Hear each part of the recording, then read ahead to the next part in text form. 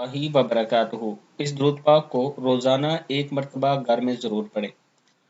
اس درود پاک کو روزانہ گھر میں ایک مرتبہ پڑھنے سے گھر میں خوشحالی اور سکون رہتا ہے۔ اگر کوئی رشتہ دار، بیوی یا اولاد کسی مسئلے میں تنگ کرتے ہیں تو 111 مرتبہ یہ درود شریف پڑھ کر پانی پر پھونک کر ان کو پلا دے۔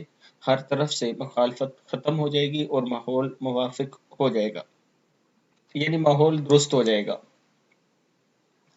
پڑھنا ہے آپ نے بسم اللہ الرحمن الرحیم، اللہم صلی علی سیدنا محمد وآلہ واصحابہ واولادہ وازواجہ وذریاتہ واہل بیتہ واصہارہ وانصارہ واشیاعہ ومحبیہ وامتہ وعلینا معہم اجمعین یا ارحم الراحمین۔